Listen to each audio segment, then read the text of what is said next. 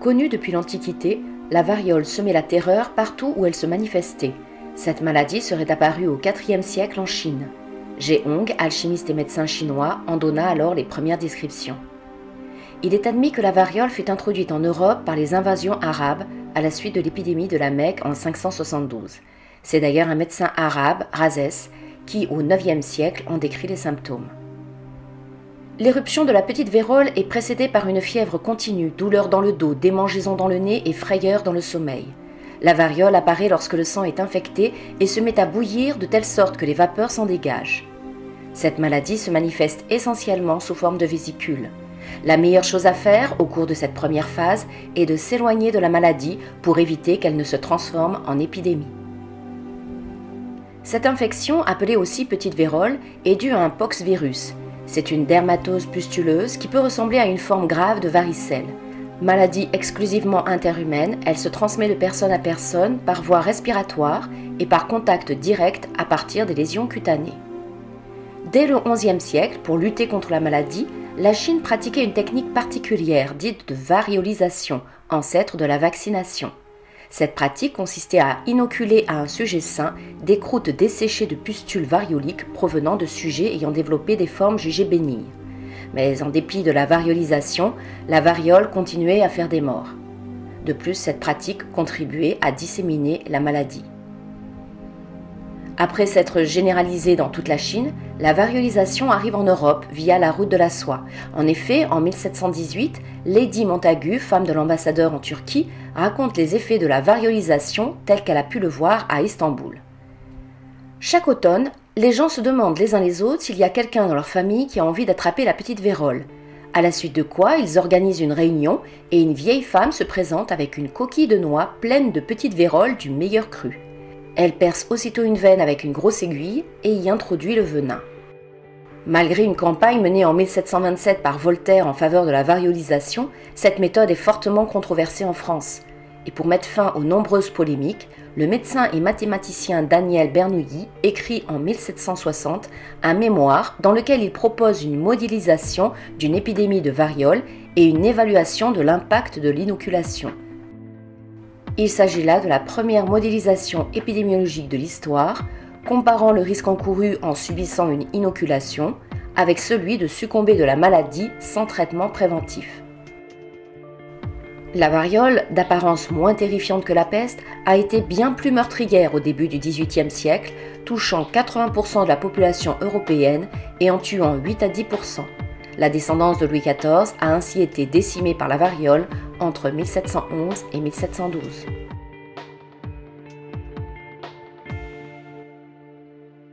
Une épidémie de variole frappe l'Angleterre. Le médecin de campagne, Édouard Jenner, remarque sur les mains des treilleuses et sur les pieds des vaches d'étranges pustules qui ressemblent à celles de la variole, mais qui ne tuent pas. Mieux, on raconte dans les campagnes que ceux qui ont contracté cette variole des vaches, la vaccine, n'attrapent jamais la variole des hommes. Jenner a alors l'idée d'inoculer le pus de ces pustules inoffensifs à un garçon de 8 ans, James Phipps. Et l'expérience réussit. L'enfant ne tombe pas malade. 3 mois plus tard, indifférent au principe de précaution, le médecin lui inocule une matière infectée par le virus de la variole cette fois-ci. Là encore, l'enfant ne développe pas de variole. Le médecin se rend ensuite à Londres où il vaccine gratuitement des centaines de sujets. La pratique de la vaccination se répand très vite en Europe et en Amérique, contribuant au recul des épidémies. Le vaccin antivariolique n'est cependant plus utilisé de nos jours car la variole est éradiquée depuis 1980. En France, un plan gouvernemental de vaccination collective contre la variole prévoit, dans l'hypothèse d'une réapparition du virus, un dispositif de vaccination de l'ensemble de la population en 14 jours au sein d'unités de vaccination de base réparties sur le territoire. 80 ans après Jenner, Louis Pasteur met au point le premier vaccin.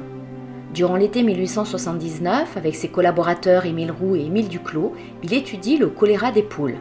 C'est une maladie aviaire due à la bactérie Pasteurella multocida. Pour la petite histoire, on dit que Pasteur part en vacances, laissant vieillir sa culture bactérienne.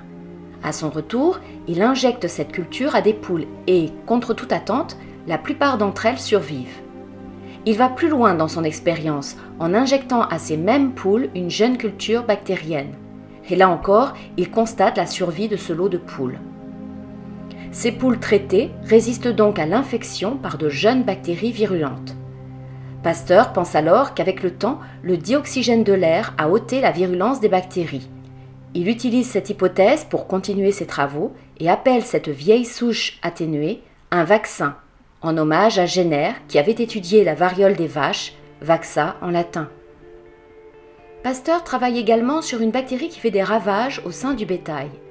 Il s'agit de Bacillus anthracis, bactérie responsable de la maladie du charbon, maladie dont j'ai déjà parlé dans la vidéo sur la découverte des micro-organismes pathogènes.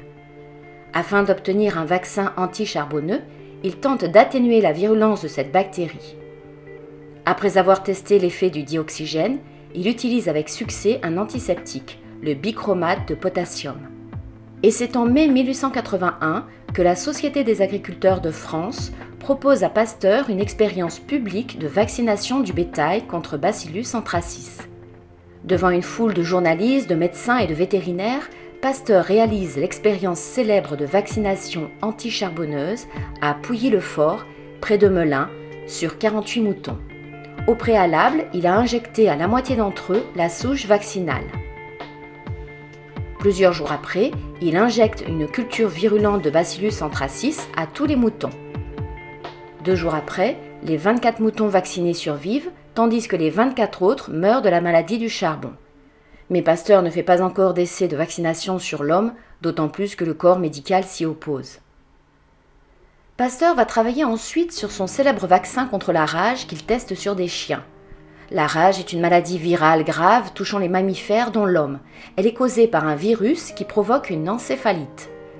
C'est une zoonose assez commune qui touche surtout les carnivores. Les symptômes sont nerveux avec parfois de l'agressivité. Dans son laboratoire, Pasteur atténue la virulence du virus en le cultivant chez un hôte inhabituel, le lapin. À la mort des lapins, Pasteur prélève cerveau et moelles épinières qu'il fait sécher. Puis il injecte un mélange de cette préparation et de glycérine à un chien. Plus tard, il contamine le chien par des échantillons virulents et vérifie ainsi l'efficacité du vaccin. En 1885, un garçon de 9 ans, Joseph Meister, est mordu à plusieurs reprises par un chien enragé. Pasteur accepte de traiter le petit Meister à l'aide de sa préparation rabique atténuée. Le garçon reçoit 13 injections réparties sur 10 jours. Joseph ne développe pas la rage et pour vérifier l'efficacité de son vaccin contre toute déontologie, Pasteur lui injecte une préparation virulente. C'est un succès et pour remercier Pasteur de son travail, l'Institut Pasteur est créé à Paris en 1888. En Europe, la rage a été éliminée de certains pays par distribution d'appâts vaccinants dispersés dans la nature. L'Institut Pasteur est inauguré le 14 novembre 1888 grâce au succès d'une souscription internationale pour permettre à Louis Pasteur d'étendre la vaccination contre la rage, de développer l'étude des maladies infectieuses et de transmettre les connaissances qui en étaient issues. C'est une fondation privée à but non lucratif reconnue d'utilité publique telle que l'a voulu son fondateur Louis Pasteur. 1 an après l'inauguration de l'Institut Pasteur, Émile Roux ouvre le premier cours de microbiologie jamais dispensé dans le monde, intitulé Cours de microbie technique. Des élèves de tous les pays d'Europe viennent suivre les enseignements théoriques et pratiques de cette nouvelle science. Le premier Institut Pasteur à l'étranger est créé en 1891 à Saigon par Albert Calmette. Il a pour mission d'appliquer la vaccination contre la rage et la variole. Le réseau international des Instituts Pasteur est présent dans 26 pays sur tous les continents, unis par des missions et des valeurs communes au bénéfice des populations. C'est un modèle unique de coopération en santé, implanté en particulier au cœur de nombreuses zones d'endémie. Ce réseau agit comme une véritable sentinelle face aux émergences infectieuses.